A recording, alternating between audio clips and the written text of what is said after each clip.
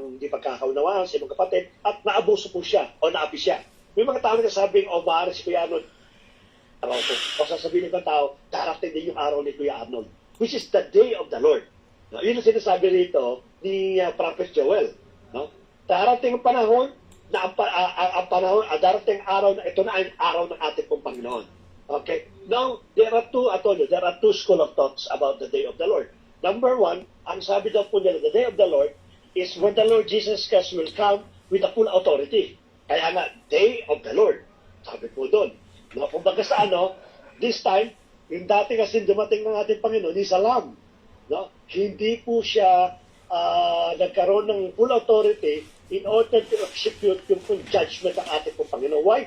Because the main purpose of our Lord Jesus Christ is to say the word, not to judge, not to condemn. No, but the second time, when the Lord will appear again on earth physically, visually, magkakaroon po ng judgment. Kaya ang tawag po nila rito is the day of the Lord. Kung ganun po mangyayari, most probably it is connected with the second coming of the Lord Jesus Christ. Yun po yung unang school of thoughts. No, that the day of the Lord is when the Lord appear again on earth as a judge in order to judge the nations. Yun ang pinakano po niyan. But may kaakibat kasi ito. And the second thought po, second school of thought, may kaakibat kasi ito. Ang sabi nila, yung panahon daw ng the day of the Lord, when God will pour His Spirit. No, ibubuhos niya yung kanyang Spirit. That is the day of the Lord. No, let us remember when God come back, or when the Lord Jesus Christ will come in the second coming, there is no outpouring of the Holy Spirit. Kasi po during the 7 years of tribulation, before the Lord will come for the second come, yung pong Holy Spirit kasama sa rapture, pag nagkaroon na po ng rapture, yung tatangayin po yung lahat po ng iglesia bilang asawa ng ating Panginoon, the Holy Spirit will also go up. Mag-aasin na rin yan. Kanya yung presence niya wala na sa lupa. No? And then how come nasasabihin natin yung day of the Lord is that magkakaroon daw ng dreams, magkakaroon ng visions, magkakaroon authority, magkakaroon ng strong manifestation. Prophecy. O may prophecy, babae at lalaki, makikita natin kung paano po. Sapagkat manifestation ng ba nangyari ito? Acts chapter 2. That's the book of Acts. Yeah, until this very moment, it happens. No, marami pong ginagamit ng Lord na talaga naman po nagpaprophesy, nagkakaroon ng divine healing, nagkakaroon ng visions, nagkakaroon ng dreams, nangyayari na sa panahon po ng Acts at nangyayari sa panahon natin. So, the second school of thoughts, the day of the Lord is right now. It is the day of the Lord. Nangyayari na kasi nagmamanifest na yung Holy Spirit eh. Kasi pagdating ng ating Panginoon, there will be no ministry na nakalagay doon sa Holy Spirit because it is already the Lord ang siyang mag-rule ang ating Panginoong Kristo. So there are two school of thoughts na binabanggit po dito ni Prophet Joel. At mamaya po titingnan po natin, it might be a partial. No? May partial yung day of the Lord. Nangyari ng Acts at mangyayari yan when the Lord comes in order to judge. Kasi sabi dito, sa day of the Lord din po, hahatulan ng Panginoon, yun daw po mga bansa na nag-api sa bansang Israel at yung mga bansang nagbigay ng pagpapala sa Israel. Which that scenario will come in the second coming of the Lord Jesus Christ. Ito po ngayon, sasabi natin day of the Lord. Pinaliliwanag lang po natin, binibigyan po natin ng justification para po minsan pag natanong sa atin, ano ba yung day of the Lord? At least alam natin magbigay ng dalawang version ng day of the Lord. No? Maaari sabi ko sa inyo, partial, maaari yung day of the Lord, hindi po talaga yan yung second coming, sapagkat yung second coming of the Lord Jesus Christ is also special coming. No? Hindi po ito yung day of the Lord kasi pinanggit nga sa day of the Lord yung pong manifestation ng Holy Spirit, tremendous working of the Holy Spirit. And that things happen in the book of Acts until this hour era, nangyayari po yung manifestation po ng power po ng Holy Spirit. Ito po yung laman po ng chapter 1 and chapter 2. But hihimayin po natin. In chapter 1, is about a past day of the Lord. No, hindi po yung day, but it's a past day of the Lord. And it begins by recalling a recent disaster in which a locust swarm devastated Israel. Yung pong sa chapter 1, ang makikita po nyo rito, yung pong locust, yung ano tawag sa Tagalog? Tipaklog ba yan? Tipaklong. Tipaklong. No, alam naman po natin yung nagja-jam yung grasshopper. Pero actually, yung locust po is different from grasshopper. Yung pong kasi, parang family lang po yan. Pero yung locust kasi, mas mabilis kumain ito ng mga pananim. No, yung nangyari po sa pala ng Egypt. This description calls back to the day of the Lord against Egypt. Nung pinadala po niya yung locust at kinain po yung lahat ng pananim at nagutom po yung bansang Egypto. Kanin din po yung chapter 1. Sa chapter 1 po, hindi naman Egypt ang pinarusahan dito, kundi ang Israel. No, yung kanilang pananim, kinain daw po ng locust at walang natira. Paawang ubos lahat. So nangangulugan po, there will be famine in the land of Israel during that time. In Judah, specifically in Judah. Specifically, the 8th plague from the Exodus chapter 10. Except now, the locusts are sent against Israel. Joel calls upon the elders and priests to lead the people in repentance and prayer.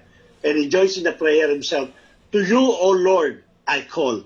Sabi po sa Joel chapter 1, verse 19. Sapagkat nakita po nila na meron po magiging negative effect. Malaki pong epekto yung pong pestilence na nangyari po sa kanila pong lupain sa magitan po ng locust. Kinamit ng Panginoon ito locust in order parusahan po ang ating Panginoon. Before we continue po these things, may nagtanong daw po, ang sabi daw po nila, ang Diyos daw ng ito na paano namin ni Pastore. Ang Diyos daw ng Old Testament is hindi raw pareho ng Diyos ng New Testament. Sapagkat ang Diyos daw ng Old Testament, napaka-brutal. Pumapatay, nagpaparusa, kahit bata, kahit walang kasalanan, at nagde-destroy ng mga city, at talaga namang katulad ng nangyari sa Egypt. No? Ito po pinakano po dyan. But let us remember na kung titingnan mo lang yung present nung ganun pong klaseng situation, talagang sasabihin mo, ang Diyos talaga, hindi siya just, hindi rin siya loving, hindi rin po siya graceful o gracious. Sa panahon po ng Old Testament, hindi pinakilala po Diyos ni Jesus Christ mapagmahal, na mapagpatawad, mapangunawa. Magkaiba raw yung Diyos. Yung Diyos daw nung Old Testament na si Yahweh, ito daw po ay parang tawagin pa nila, parang demonyo, evil, ang sabi po nila. But let us remember, kung nangyari po sa bansang Egypt, yung pong pestilence, nitong locust na ito, it's also happened doon sa bansang tinawag at minahal niya. So nangangahulugan lamang po, fair ang Diyos. Kaya may nangyayari ganitong bagay sapagkat meron pong malaking kasalanan na dapat bayaran. Kasi ako, magkakaroon ako ng ganong idea kung ang Egypt ay pinarusahan ng Diyos na nagkasala at nagkasala ang Israel at in-spare niya. Hindi, manamahal ko yan, hindi kayo paparusahan. Then there's something wrong with the God of the Old Testament. Pero dito po pinakita niya pagiging justice po niya. Wala sa akin kung hinirang man kita, minahal kita, tinawag kita bilang aking bansa. Kung nagkasala ka, the same na parusa na ginawa ko sa Egypt, ang mararanasan po ninyo. Kaya fair po ang ating pong Panginoon. So yung pong Diyos ng Old Testament, it is the same God ng New Testament na pinakilala po sa atin po ng Panginoon sa Kristo. Pinarusahan niya po yung mga mahal sa buhay, hindi po niya in-spare sapagkat sila po ay nagkasala po. Ito po yung chapter 1, no, regarding sa locust na kung saan kinain yung mga pananim po ng bansang ng kingdom po ng Judah. Sa chapter 2 po, begin by announcing another day. Ayun na, past na ito naman, the day of the Lord. Ito na yung sabi ko sa inyo. Noong una, yung panahon na kung saan ay pinapataw ng ating Panginoon, which is, ito po yung at present. No, at present, yung pinakilala sa chapter 1. But this time, there is another day of the Lord in the future. At ito po yung binabanggit po sa chapter 2. Begins by announcing another day of the Lord, except this time, it is a future event. An imminent disaster coming from Jerusalem. Joel begins describing what at first seems like another wave of locusts. May panibagong locust naman, but this time hindi na locust. No? It is symbolical at hindi na po locust ang ginamit po dito. Let us continue. But the attacker changed into a different kind of threat as Joel starts using metaphors about military ranks and cosmic catastrophe. No, hindi na po locust. Pagkawat ang sabi niya, the same thing ng locust na ginawa sa atin nung tayo pinagkasala. The day of the Lord will be the same thing, but this time it is not locust anymore. It is a military ranks. Nangangahulugan po yan. Yan po yung mga tao. Yan po ay bansa. So it's a prophetic that one day, may mga bansa po nalulusob, katulad nung nangyari po ng panahon po ni Joel sa Locust, ganun din po mangyayari po dito. Dito sinasabi ko sa inyo, pumapasok yung day of the Lord. That the moment that the Israelite, the Jew people, are really suffering a lot, they will shout to the Mount Zion, asking for the help of God. And that is the time that the Lord will come back as a second coming in order to defend His nation, defend His chosen nations. So yun po yun. The locusts become an army, which is cavalry and soldiers, marching and destroying everything in their path. The sun is darkened and the earth quakes. Joel sum up approximately the day of the Lord. It is dreadful, who can endure it? Napakalapit po niyan. At alam niyo po ba, bigyan ko lang po kayo ng content trivia. No? Doon po doon sa Ezekiel, no, ang sabi daw po, there is some country that is not part of the Middle East. Napakalayo po. No, if pininpoint po, sinabi ko lang po sa inyo, it is Russia ang binabanggit po dito. Alam niyo ba nang sabi daw po nila, according sa mga dokumentaryo na napanood po natin, when Russia start marching from their country, going to the Israel, whatever country that they will pass, he will destroy it. Which is sinabi po rito, na anuman ang daanan ng locust na ito, itong army na ito, de-destroy niya yung mga bansa na madadaanan po niya. Which is, sabi nga natin, kung tayo po talaga ay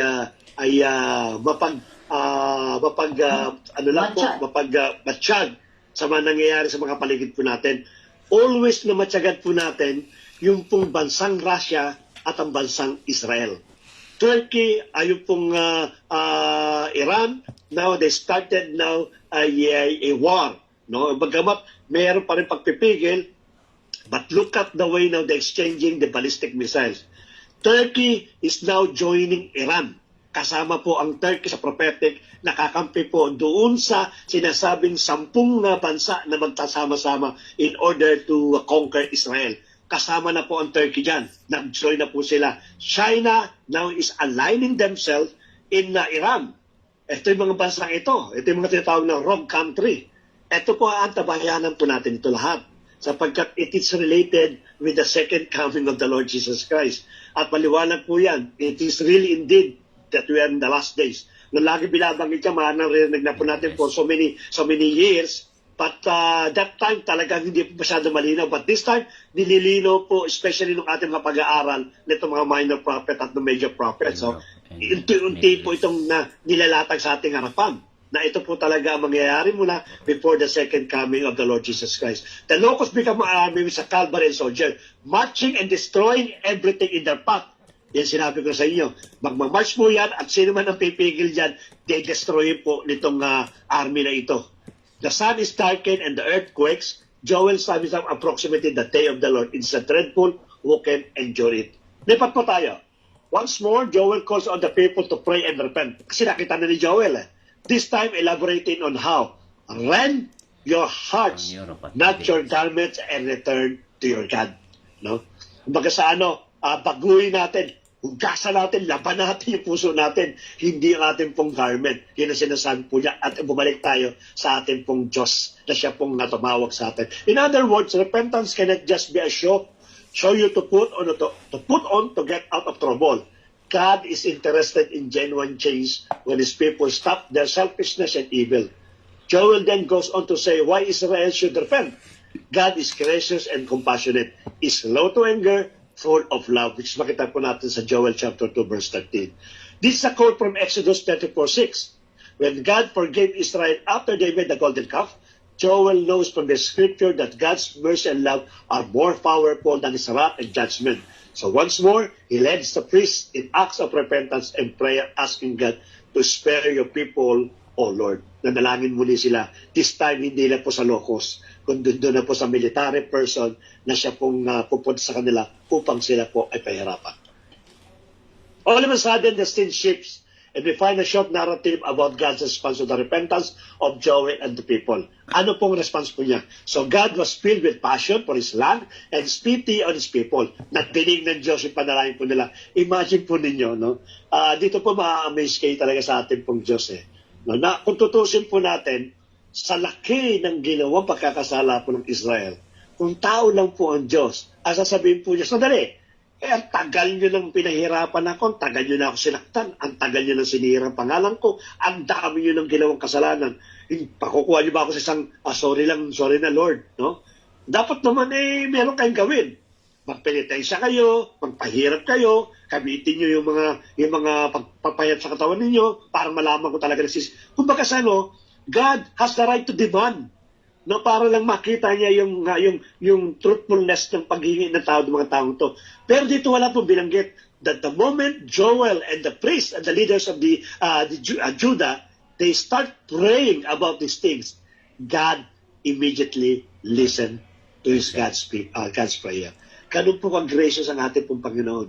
No, tama sinasabi lagi at for there is no condemnation. God will not condemn His chosen nation. God will not condemn us as a chosen people of God, the peculiar people, the holy nations. God will always forgive for those who come to Him with humility and humbleness, praying and seeking His righteousness. Ganun pong ginawa po ito. Na-feel po ng passion, natuwa po ang ating pong Panginoon sa paghingi po ng tawad. God says that He will reverse the day of the Lord, turning it from judgment into salvation. No, tama nga naman. Actually po, ganito po yan. No? Kaya binanggit po yan. Supposed to be the second coming of the Lord Jesus Christ is to judge the nation of Israel. Because yung ginawa nila unang-una sa ating Panginoon at yung, of course, yung mga nauna pa, no? Ang ginawa na sa ating Panginoon, and so on and so forth, until this very moment, ang bansang Israel po, they don't believe, some of them, or most of them, they don't believe that the Lord Jesus Christ is the Messiah. So, hahatulan po sila doon ng ating pong Panginoon. Doon po sila bibigyan ng punishment. But because yung kanilang pagsisisi, even to the last day, sabi ko sa inyo, that they will shout in the Mount Zion, asking God a forgiveness and help to defend them. Didinig po ng atin pong Panginoon po yun. Kaya nga yung judgment is supposed to be, it become a team of salvations. He will defeat the threatening invaders and turn them all away. He will restore the devastated land and make it abundant and full of life once more. Finally, God says that this divine presence will once again become accessible and real among His people. Ibabalik niya muli yung presence niya sa kanyang mga tao in order to enjoy His presence. Yun pong gagawin po ng ating pong Diyos dito sa chapter 1 to chapter 2b. Up to this point, the poems have told a powerful story in which Joel leads Israel to see how their sin has led to disaster and divine judgment.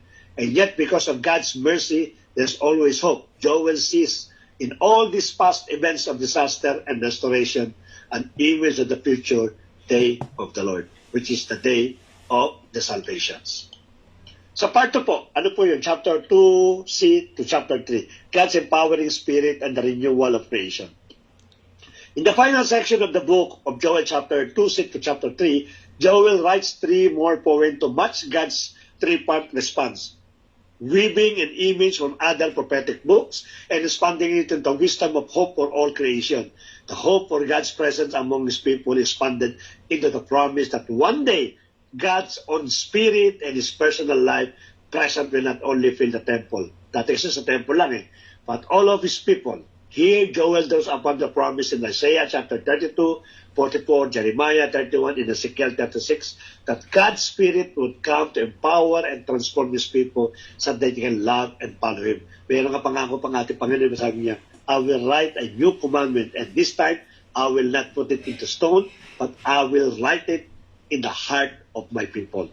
Diyan susulat po yan. Kaya pagkakaroon po ng pag-asa po dito. At sinabi niya rito, my spirit will not dwell in the temple made by people, made by the hand of the people, but I will dwell in the heart of my people. Kaya nga titignan po natin kung paano yung banal na Espiritu ang siya pong nagtuturo at bibigay sa atin manifestation in order to live a good life, a holy life, and a righteous life. Joel continues by picking up on God's promise to confront the threatening invaders. He sees in this ravaging locust similarity to the arrogant, violent nation of this day that ravage and oppress His people. Nakita niya yung pong mga nag-oppress ng mga bansa, kasama ng Babylon po dyan, ang Assyria.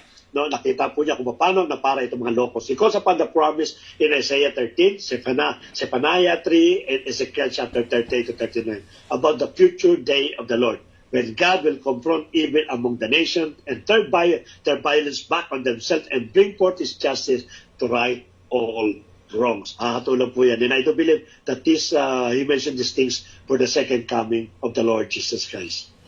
Finally, Joel picks up on the image of the land's restoration. Sinama rin po niyan. There is a restoration of the land. A new land, a new earth, a new heaven, a new kingdom will be established. And he sees hope for the renewal of all creation. He looks back at the promise in Isaiah chapter 35, Ezekiel 47, and Zechariah chapter 14, that God's final day of justice will be followed by the restoration of the entire world. It will become a new Eden where God's presence in Jerusalem will flow out like a river and bring about cosmic renewal. Joel's poem ends with God's forgiveness and mercy open up a new whole creation. Which is sinabi na rin po yan sa book of Ezekiel. Na nagkakaroon po ng new earth, new heaven, new kingdom, at as if para po itong Eden, na kung saan yung mga hayop po, ng mga wild animals, ay napaka-tame at napakadali po, at sumusunod po sa tao. This unique little book explores profound ideas like how human sin and failure wreak such as destruction in our world. How God longs to show a mercy to those who will own up and confess their sin, and how all of this leads up to the hope that one day God will defeat evil. And ako po naniniwala, and for the eternity, no, for final once and for all, God will defeat evil, both in our world and inside ourselves, bringing His healing presence to make all things new. Joel's message is ultimately one of hope. Ano po yung moral lesson? The day of the Lord is still coming. So ito sinasabi ko sa inyo, na maaaring partiality, the day of the Lord will come, which is second coming of the Lord Jesus Christ. The theme of judgment is unmistakable in the book of Joel, who prophesied that a day would come when the sovereign God would judge His people and the nations who rebel against Him. We know from history, however, that Joel's warning went largely unheeded. As a result, the day of the Lord was partially fulfilled through the Babylonian conquest. Nangyari na rin po yan to Babylonian conquest, invasion, destruction, and captivity of Judah roughly 200 years later. However, it's important to recognize that the day of the Lord is also a day that is still coming when Christ returns and God in His sovereignty executes a final great and terrible judgment on those who rejected Him. Second part po yun, sabi partial now daw po. Part 2, moral lesson number 2, God uses physical suffering to get our attention. Ito maganda po ito. Joel shares how God often used nature in events like famine, plague, violent weather, invading armies, and celestial phenomena to get our attention. Sometimes it works, sometimes it doesn't.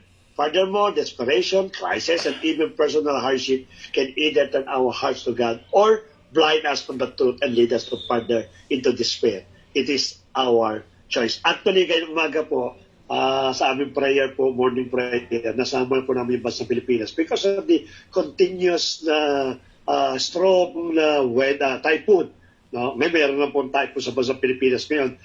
After po ng strong typhoon, again, there's another strong typhoon na siya pong sumasagasa. Siya pong dumadaan sa bansa Pilipinas. We keep on praying for them. No? Lord, iiwas mo marami Kristyano. Bakas yung bang we're asking for the protection and mercy of God sa ating bansang Pilipinas. Pero when I read this one, na ginagamit din ng Diyos yung mga calamities in order to correct the people. Tama nga naman, no? Bagamat maraming Kristyano sa Pilipinas, but since we are a country of a Catholic, na napakadami po sumasamba sa Diyos-Diyosan. And we know that is abomination to the Lord. No, it might be the cause of why these typhoons, crisis, earthquakes happening in our country. So pero hindi naman sabihin na pabayaan na lang po natin. No? We continue pray for, because maybe someday God will listen to the prayer of His to the righteous people at magkaroon po siya ng interceded sa nangyari sa ating bansang Pilipinas. Pero talatandaan po natin, anything that happened to us, no suffering, crisis, let us remember, minsan o madalas ginagamit po ng Lord yan in order to correct us and to give, hawiin tayo pabalik sa daan na supposed to be dapat natin dinadaanan. Kaya anything that sometimes negative things that happen to us, we should always pray a thankful prayer. Sapagkat alam naman po natin na katulad bilang ito, katulad nangyari sa Israel, kinagamit po ng Diyos po yan in order to bring them back doon sa kanila pong pagkakatawag na bilang mga holy people o follow the commandment of God. So huwag tayo mawawala ng pag-asa. No, mga suffering na nangyari sa atin, yan po sometimes ginagamit ng Lord in order to remind Him, para ma-remember po natin siya that we can call Him and we can ask Him and trust Him in any situation that we have right now. God is good, God is just, and God is sovereign. Moral lesson number 3, the promise of God present is our ultimate hope. Tama nga naman po, no? One of the key prophecies of the prophet Joel that to and was cited in the book of Acts was the instant outpouring of the Holy Spirit. Pinapagit natin kanina, Day of the Lord on all believers. Joel writes, it will come about after this that I, the Lord, will pour out my spirit on all mankind, and your sons and daughters will prophesy, your old men will dream dreams. Doon na lang ako sa prophesy. No? Kasi binanggit ito, old men. Doon na lang ako sa sons and daughters. Total, may bata pa naman tayo. Total, hindi pa naman ako nag-inip eh. Si Pastor na nag-inip po yan. Your young men you'll see visions, even on the male and female servants, I will pour out my spirit in those days, according to Joel chapter 2, verse 28 to 29. Alam niyo, maganda po ito. No? Maganda itong contention na ito for those churches that they don't believe that the woman can preach or can stand in the pulpit. Ang sabi daw po nila, hindi daw po binigay pamamahala sa isang iglesia, sa isang babae, kundi sa lalaki daw po. Ginagamit nila yung pong sa epistle, yung sa sulat po ni Pablo na kung saan ay manahimik ang mga babae when it comes about the church issue, the church matter. No, apagkat ang lalaki lang daw po pwede po mag-preach. Pero how can you stop a person trusting and believing this Joel chapter 2 verse 20 to 29 na even female servant, sabi daw po doon, ibubuhos niya yung kanya pong spirito. And the moment that you're filled by the Holy Spirit, hindi mo kayang contain po yan, hindi mo kayang sabihin na andyan ka lang, yung ito ka lang dapat, hindi po. Because na-fill dyan ng Holy Spirit eh. Anything is open for her. Sa babae, pwede yung mag-preach, pwede yung mag-prophesy, pwede yung mag-kapita ng vision, pwede yung magkaroon ng contact with divine healing, pwede gawin po niya. Bakit po? Kasi sabi po doon, I will pour out my spirit in those days. Even for the bond servants, no? For the male and female servants, ibubuhos daw po niya. Wala siyang pipiliin. And anyone can serve God as long as hindi kanya pong puso. Kay Perma, sarado ang embassy ngayon. Sarado ang embassy, huwag nagpapaniwala. And this prophecy is happening right now in our era. Kaya marami po tayo nakikita sampai sa television na mga babae po na nag-preach, nagkakondak po ng mga divine healing, nagpapalaya sa mga demonyo. No? Look at that kind of authority. Do you think because it is a female servant? Walang embassy ngayon. She received anong oras pupunta dyan ang sinasabi mong driver? In Joel chapter 2, that he will pour out, God will pour out. Tawagan yung polo kung totoo na may nakausap Philippines agency mo sa Kahit kanila. sino po sa atin nakikinig dito, you cannot limit the power and authority of the Holy Spirit. Sarado ng embassy ngayon, sarado ng embassy. You can do more than you expected in the ministry and even Huwag kayo nagpapaniwala, nagpapaniwala. Tumawag muna kayo sa pulo bago kayo magpaniwala, ha? Lastly po, God's judgment is great for those who belong to God. Okay po. Wag basta-basta kasama, ha? Within Joel's vision of coming judgment and destruction, there is also a promise of hope, restoration, blessing, and prosperity for the righteous and those who call on the name of the Lord. Sinabi sa Joel chapter 2. Not many would see coming judgment as something to look forward to. For the wicked and impenitent, it is not. However, for those who had been made right with God through the atoning salvation of Jesus Christ, the judgment of God is not something to dread. Yun po sinabi po dito. God's judgment is great for those who belong to God. So pagsabi nga po niya, ano sabi doon? Judgment starts in the house of God. Yun po sabi po sa 10 verse. Yun na po. God bless po and see you next Monday.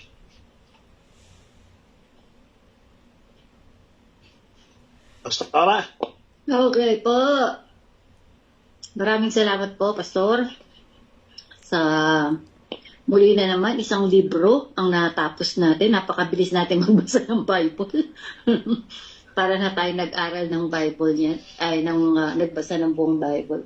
So, okay po, maganda pong book ni Joel at talagang ang pinapatungkol niya yung prophecy about yung coming ni Jesus Christ. And so, nangyari na nga yung coming. And then, yung prophecy niya na outpouring of the Holy Spirit, nangyari na rin po sa Book of Acts. At syempre, yung New Jerusalem at saka New Earth, New Heaven, ay syempre po, after na ng Revelation yun. No? Hintayin, makikita po natin yun. So, ako po, personally, itong Book of Joel ay pinangahawakan ko dahil bilang isang babae, sinulat ko po dyan yung 1 Timothy chapter 2 verse 12 po kasi sinasabi po lagi yan. Marami pa rin pong mga born-again churches na hindi inaalaw ang mga babaeng magturo. So, sabi dito, I do not permit a woman to teach or to assume authority over a man. She must be quiet. Sabi po kasi dito. So, pag po kinuha mo yung pinaka-word lang na yan, yung verse na yan, sasabihin mo nga naman na hindi po pwede ang babaeng magturo. Hindi siya pwedeng manguna sa lalaki. Basta daw may lalaki dun sa group na yon, hindi pwedeng maging head yung babae. Kailangan lalaki ang maging head. No? Pero marami po din tayo nakita ng mga churches na ang head nila is babae at napaka-successful. Lalo na po si Priya Abraham na napaka-famous po ngayon yun, Indian national, yung asawa niya ay pastor din pero mas mataas po ang position, ang pinaka-head pastor po nila yung asawang babae kasi she is more well-versed sa salita ng Lord at talaga naman nakita sa buhay niya. Kaya, yun din naman.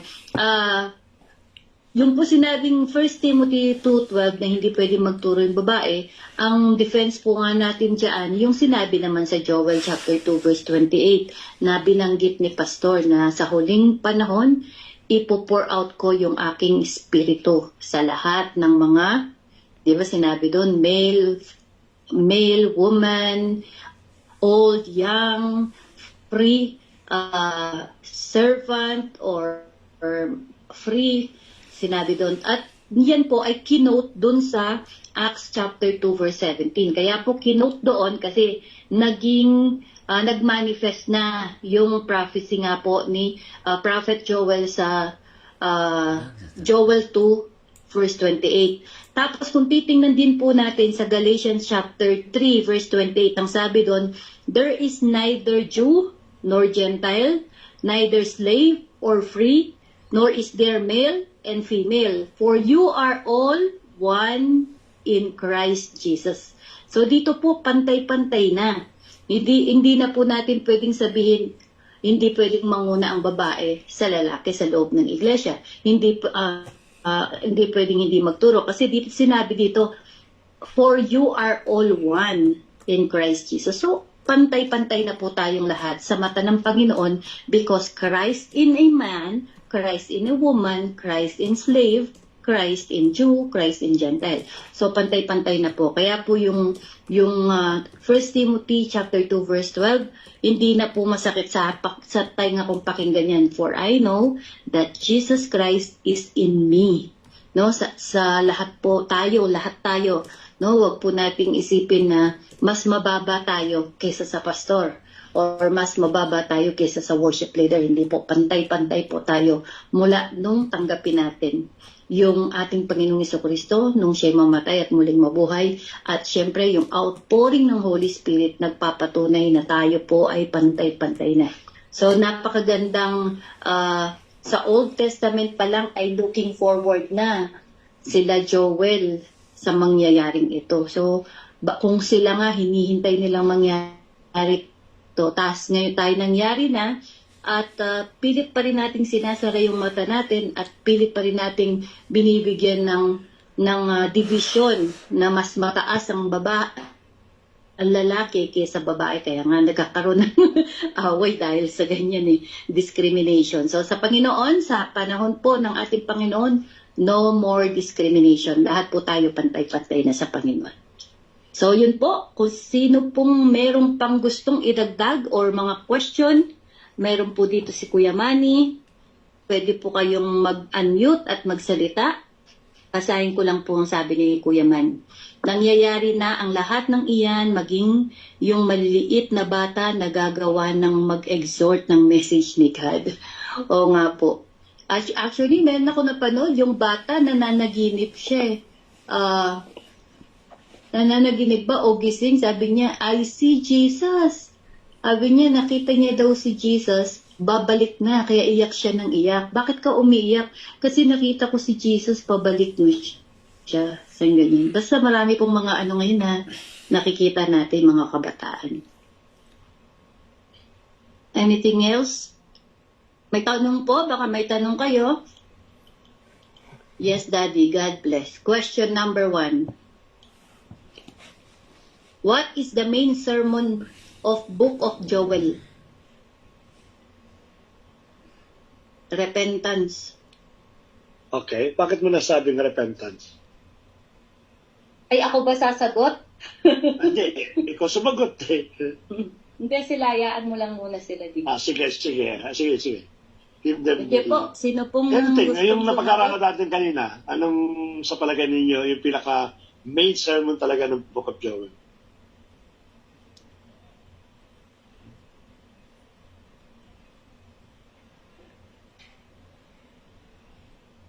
Sila.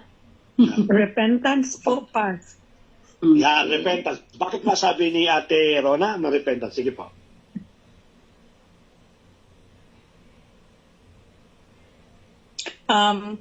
Kasi our spirit, di ba nga, we are consist of 3. Ito din yung sinagot ko nung kasi meron ding Bible study sa kabilang namin. So ito yung sinagot ko na yung soul natin, when we wanted to be saved, kailangan natin siyang unite with our Holy Spirit. So, yung natin, kumbaga, yung repentance at saka yung paggawa ng, not by works, but through faith to Lord Jesus Christ, yung ating salvation. So when we repent on our sins and we reflect that we have sinned and we acknowledge our Lord God Jesus Christ as our Savior, we will be saved. So yun yung siguro yung pinaka meaning ng Book of Joel, kasi parang lawless na yung panahon na yon, at saka corrupted na ang humankind. So it needs to be repented at saka magkaroon ng renewal of the heart. Kasi nga, di ba, bibigyan on the time of Jesus Christ na na mention din yun na bibigyan ng bagong puso at bibigyan ng yun yung kasi na-mention na yan before, we will be given a new heart and a new spirit. Yun lang po. Okay, salamat po, Ate Rona. Well explained.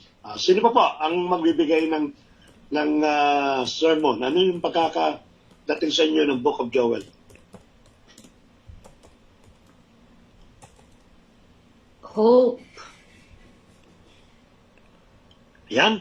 Sino sumagot ang hope? Si Kuya Manny. Si Manny? Meron na kay Manny yan? Ay, ko yan. Bakit mo nasabing hope? Maganda yan. Hope yan. Bakit mo nasabi? Hope. Kasi nakita nga ni Joel kung papaano yung bansa na prophecy niya wawasakin. But because there is a hope na tagapagligtas na darating din. So, yun po. Ang tipid, Tipid nga. Sino pa po? Wala naman pong mali at tama. Sige po. Hope din sa akin, Pas. Bakit po? Dagdagan ko lang yung kay Pas Irene. Hope din yung message na nandun. Nagbibigay siya ng after yung profound ideas na yung mga failure in destructions sa bansa, and na-prophesize niya how God longs to show yung mercy niya for those who are willing to confess their sin, at saka yung mga bagay na may di-defeat ni God both sa world at saka yung pang sarili natin. And bringing this hope, bringing yung healing presence niya, ang magkaroon ng restoration sa buhay ng isang tao, pati din dun sa bansa o sa pangsalibutan ko. Yun yung parang message na when we repent, magkaroon tayo ng nagbigay siya ng kung kailangan nyo ng magkaroon ng panibagong buhay, panibagong bansa, magkaroon tayo ng repentance at i-confess yung mga kasalanan natin. And that way, magkakaroon tayo ng hope kay God. And God will show us mercy above all. Kaya yun po ba. Yung forgiveness and mercy niya, magkaroon tayo ng bagong creation as a human being and also the world, bagong bansa, parang gano'n. Parang gano'n yung renewal niya. Okay, salamat po. Nadagdagan nga po yung may sagot ni Pastora. Sino pa po? Ano yung naging dating sa inyo ng Book of Joel? Yun ang gusto ko sanang malaman sa message nito, yung sermon niya. Ano dating ngayon na, sabi ni Ate Rona, it is the repentance. Ngayon naman po, pumasok tayo sa hope. Ano pa po yung ibang dating sa inyo? Wala pong right or minus wrong, wala pong mali. Yun lang po nag-rema sa inyo. Ano po yung... Magandang gabi po. Hello po. Sige po. Opo, good. Sige po. Ang sa akin po siguro kaligtasan. Okay. Salvation. Sige po, paliwanag po salvation. Kasi po, doon po sa moral lesson, doon pa lang po makikita na po natin. Sabi nga po doon is, God's judgment, it's greater for those who belong to God. So, ibig sabihin po, sabi nga po doon sa Biblia, ang manatiling tapat hanggang wakas ay siyang maliligtas. So, malinaw po na ang itinuturo po ng Biblia ay ang kaligtasan, nagbuhat lamang po sa Panginoon. So, wala pong ibang ipinanggit doon, kundi ang pangalang Jesus. At yun lamang po ang tanging tandata at daan patungo sa kaya ko lang po na dahil nga po sa pamagitan po ni Kristo, binigyan po tayo ng pagkakataon na makalapit sa Panginoon. At binigyan niya rin po tayo ng pagkakataon na mailigtas din natin at maituro din natin sa ating mga kapwa o sa mga mahal natin sa buhay kung paano po lumapit at dumaan. Sabi nga po dun sa Matthew 28:18 and 20 na ibinigay sa akin ang lahat ng kapangyarihan sa langit at sa lupa. Kaya punta ninyo ang lahat ng mga lahi at gawin silang mga tagasunod ko. So, tismuhan ninyo sila sa pangalan ng Ama at Anak. So, ninyo silang sumunod sa lahat ng itinututos ko. At tandaan ninyo, lagi ninyong akong kasama hanggang sa katapusan ng mundo. So, ibig sabihin po, para po sa akin, ang pinag-aaralan po nito, ang pinag-aaralan po natin ay tungkol po sa kaligtasan na nagbuhat po sa Panginoon. Yun lamang po at magandang gabi. Salamat po at isang magandang paliwanag po yun. At actually, ang team kasi, pinakaparaan sa atin, yung lahat ng binanggit ninyo, talaga nakapaloob sa grupo ni Joel yan. Kaya tinanong ko po sa inyo kung ano yung naging dating. At nakita ko naman po, kasi Kuya Manny nga nagbanggit pa sabi niya, salvation and judgment. No, yun ang pinaka niya. Tama din po. Binanggit na rin po ni Kuya Edmar, salvation, accept lang po yung judgment. Kanina po, sabi natin Rona, forgiveness, tama din po yun. Nakita naman po natin yung hope, ang talaga pong malaki din ni Joel, o ni Prophet Joel, yung kasalanan at yung kabayaran. Pagkos, ini-highlight niya yung hope, no, na which is connected nga sa salvation na binanggit. Yung connected niya sa mga panibagong New Earth, yung maganda po ito na makita po natin na talagang yung pong libro ni Joel is not only a prophetic, no, prophetic, it is not profound, but rather it is more on a spiritual lecture sa po sa atin, no, na kung titingnan po natin, itong sinasabi ni Prophet Joel, hindi nangyayari sa panahon natin ngayon. Hindi po ba? Marami ang patuloy na nasasaktan ng ating Panginoon. Pero look at these things, no? Laging binabasa at laging pinahayag ng bawat anak ng Diyos sa katulad natin. Na there's always hope, there's always forgiveness, there's always repentance. At the moment na binanggit po natin yung pagpapatawad na yan, sabi nga ng ating Diyos, completely, yung buong record mo, simula nung gumawa ka ng kasalanan, hanggang sa time na nag-confess ka, immediately binura ng Panginoon lahat yan. And He remember no more, sabi niya. Kinalimutan po ng Diyos yung lahat po ng bagay. Kaya maganda po itong book ni Prophet Joel. And there is of course sa bawat libro na pag-aaralan. Maganda po magkaroon tayo ng contemplation. Na hindi lang po siya ma-focus tayo sa knowledge na binibigay ni Prophet Joel regarding the prophecy, but also the spiritual message about sa bawat buhay po natin. Salamat po. Tama po yung lahat ng nabanggit po natin, including po yung sinulat po ni Kuya Manny na dyan, may kasamang judgment.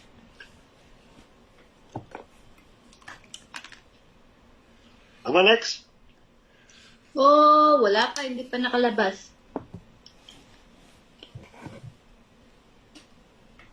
Chapter yan. In Joel chapter 2 yan. In Joel chapter 2, what does mean the sun and the moon turn to darkness? Yeah. Ano ba yung sabihin ito? Ito ba ay propete? Ito ba ay symbolical? Ito ba ay... Ito po yung laging Di ba eclipse yan? pagka laging may sinasabing Ano pa, ano pa, Terona? eclipse. Eclipse. Eclipse, mahari din po yan. Sige po, Yun. eclipse daw. Kasi nung panahon na yan, palagi, di ba, pagka babanggitin yung eclipse na, darating ng Panginoon. Darating na dahil di yan. Nabanggit din naman kasi yan siya sa New Testament na pag dumating ang Panginoon, magdidilim ang buong kapaligiran. Tapos, di ba, biglang merong malakas na trumpet at tsaka bababa ngayon yung ating Panginoon. So, ito po'y sinasabi din. Pwede din naman kaya magdidilim yung sun at moon kasi babagsak na ng Lord eh. Ibabagsak na niya lahat ng mga nandiyan yung sa heaven. Kaya nga siya mag-create ng new heaven eh. Sisirain niya yung new heaven, yung lumang heaven, yung galaxy na meron tayo, yung heaven na nakikita natin, at saka yung sa second, sa third, yung pong mga hindi na nakikita ng mata natin, pero pag gumamit ng mga magaganda, talagang mga caliber na telescope, makikita natin sila. Ibabagsak na kasi ng Panginoon yung mga yan. Wasak yan. Pati itong earth, hindi po natin, wala na. Walang matitira. So, ito yung sinasabi. Kailangan niyang gawin ito para magkaroon ng bagong heaven. Magkakaroon ng bagong sun, bagong moon, at lahat. So, judgment, ang ibig sabihin nito. The sun and the moon turn to darkness. Judgment po yun para sa akin. Okay. Sino po po?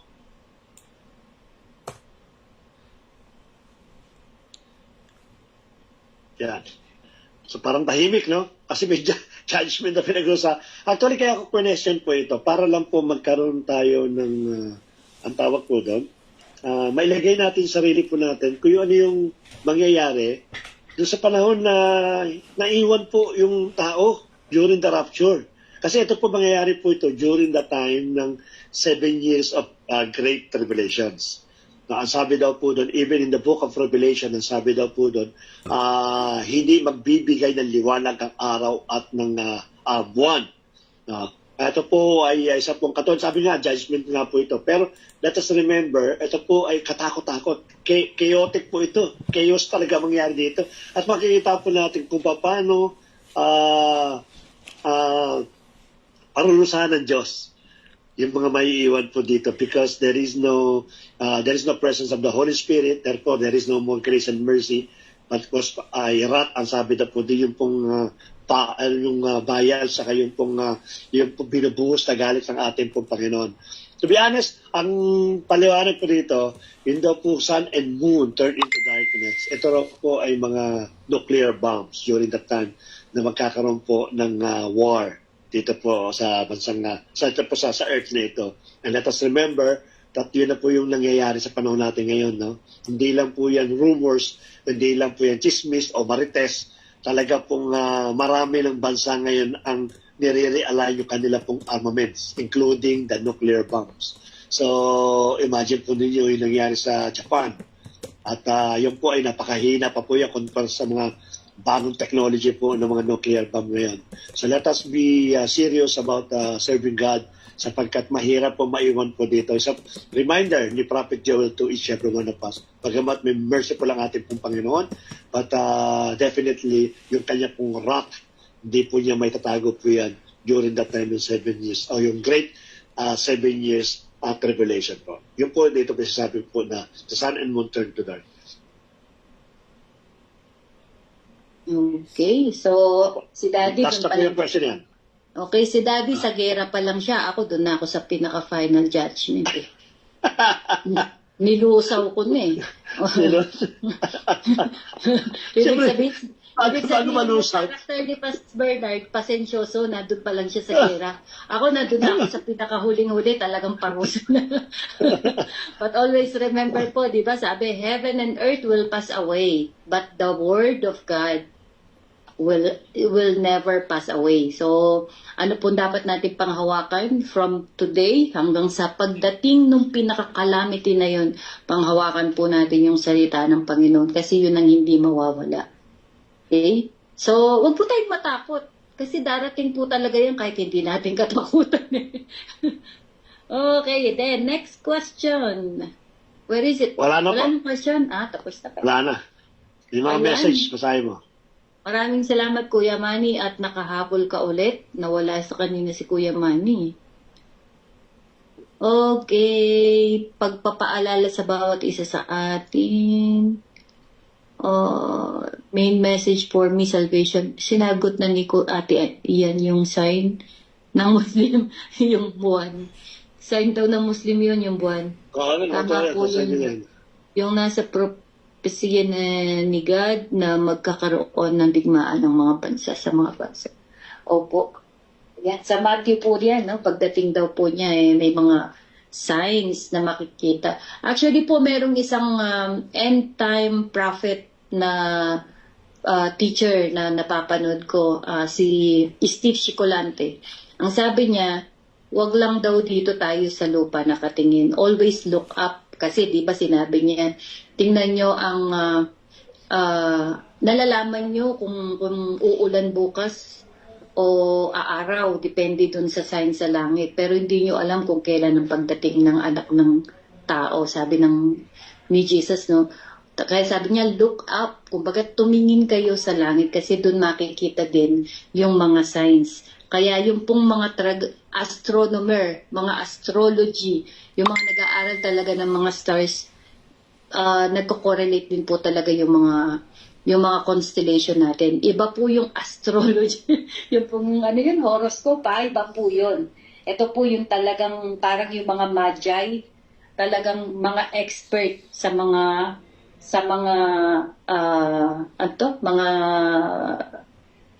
pagbasa ng mga bituin. Constellation. At kung titingnan din natin, matatalino talaga yung mga Greek eh. Kasi yung mga katulad kunyari ng Saturn, ng Sagittarius, ano ba yung buwan ng Sagittarius? Di ba may sinasabi sila doon? Tapos kung pag-aaralan mo, yung mga pangalan ng goddess nila, meron talagang mga twin, meron talagang mga... Tapos kung titingnan mo yung character nung planeta na yon, meron talaga siyang twin.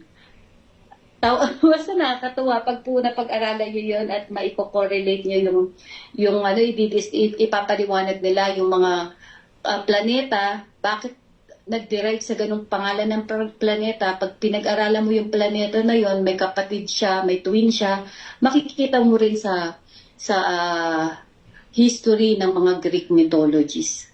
Kaya ang galing din po talaga ng Panginoon. Talagang nireveal din niya yung mga ganung bagay sa kanila. Kaya sign din po yung mga heavenly na mga signs ay kailangan din daw po nating titingnan, sabi ng Panginoon. Si Jesus mismo nagsabi, look up, sabi niya, and see the sign.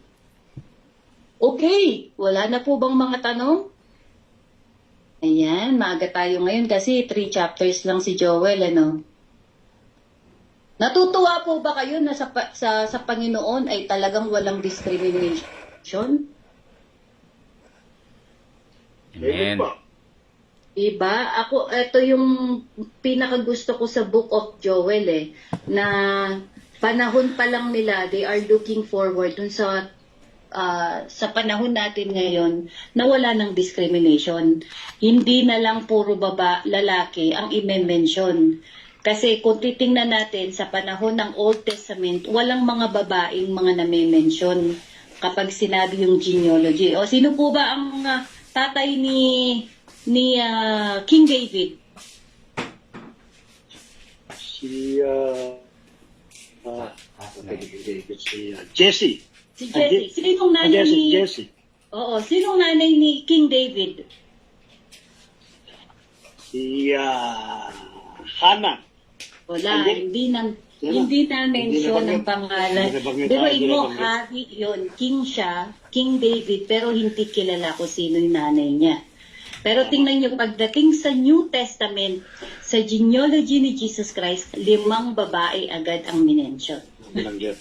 So, kaya nakita natin na sa panahon ni Jesus Christ, wala ng babae, wala ng lalaki. Everyone is fair in the eyes of our Lord Jesus Christ. Tama. At ang sabi, walang Jew, walang Gentile, walang slave, walang free, walang bata, walang matanda. Daddy. Hindi, basta ako doon ako. Hindi ako sa dreams. Doon ako sa vision ako, sa vision. At saka pas, dagdag ko lang, sa panahon ni Jesus Christ, yung kanyang genealogy, kasi always sinasabi na galing siya kay Joseph, but actually by blood, he came from Mary, which is ang bloodline ni David. Actually po, talagang nagamit mo pa yung pagiging nurse mo. Pero By meron blood talaga sangre, pure sangre. By blood. O, diba? Ayan yung mga Kaya hindi rin tamang may mga feminist, merong mga hindi po pala talaga tama yun. Kaya tama lang talaga sa Lord, everyone is equal. At tama din na sinabi, Jesus has no partiality. Walang paboritong Panginoon. Okay? So, kung ibinigay niya sa iyo si Jesus Christ, ibinigay niya sa iyo ang Holy Spirit, sa lahat ng tumanggap, pare-pareho po tayong may power. Amen ba di? Amen. I agree. Parang tayong dalawa lang ang may power Parang yung iba. Kumusta naman kayo dyan? Amen po, amen. Amen. Ba, si Kuya Edmar lang. Absolutely, amen. Okay. I assume po na... Amen po, Pas. Oh, yun. Yan, so maganda siya, Kuya. Ayan. Yan, Tayo lahat ay, when we receive the Holy Spirit, we have the power to put Satan and all his power, all his works under our feet. Kasi we are in Christ Jesus. Amen po? O tayo po ay mag-close na. Kuya Manny, may mic ka ba? Pwede ka bang mag-close? Okay, may problema si Kuya Manny sa mic. Kuya Arnold, close tayo. Sige mo, Pas. At tayo po ay manalangin.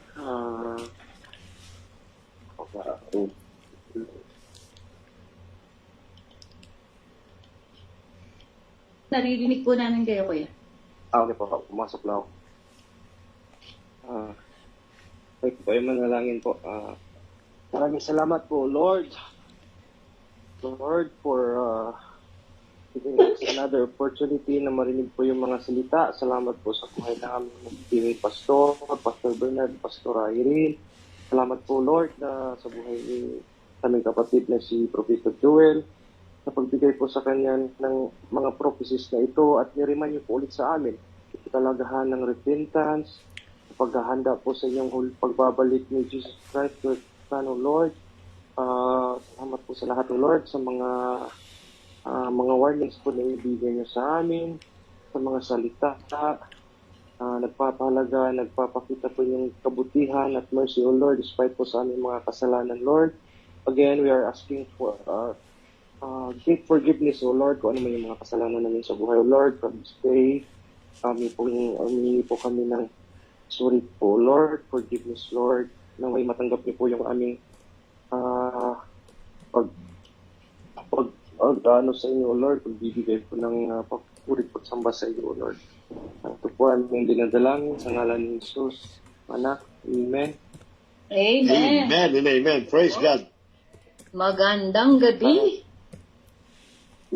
Salamat po. Salamat po. God bless po. See you next Monday po ulit tayo. God bless. Bye-bye. God bless. Good night. God bless. God bless. God Night, bless. night. Night, night, night.